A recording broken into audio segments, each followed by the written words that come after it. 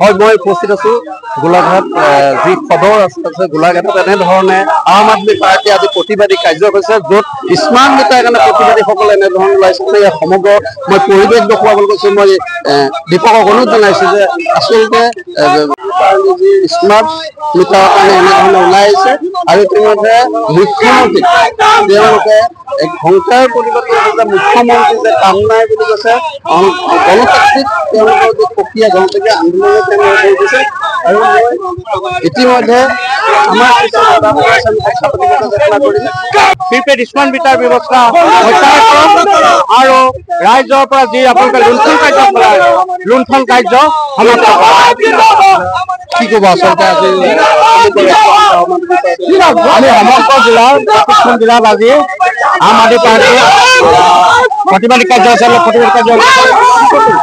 প্ৰতিবাদী কাৰ্যসূচী পালন কৰা হৈছে মুখ্যমন্ত্ৰী কেনেধৰণে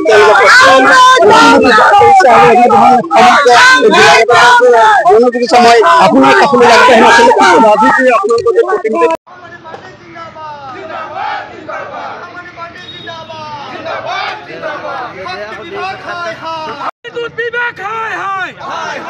নমস্কাৰ মই অজয় ফুকন আৰু এইখিনিতে সমূহ এনি ভাৰত চেনেলটোৰ যিসকল কৰ্মকৰ্তা আছে সকলোৰে মোৰ ফালৰ পৰা শুভেচ্ছা জ্ঞাপন কৰিছোঁ।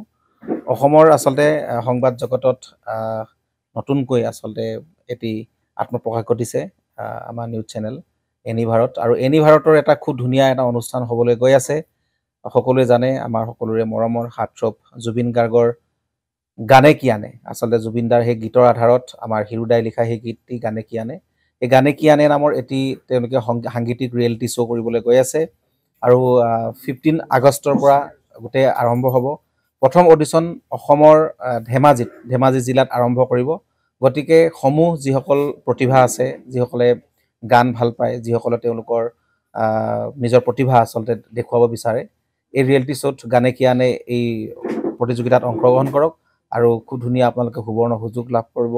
লগতে ইয়াতে পুৰস্কাৰ আছেই বিভিন্ন ধৰণৰ উপহাৰো আপোনালোকে লাভ কৰিব আৰু লগতে এগৰাকী প্ৰতিষ্ঠিত আচলতে এগৰাকী শিল্পী হিচাপে অসমৰ সাংস্কৃতিক জগত আপোনালোক প্ৰতিষ্ঠা লাভ কৰিব।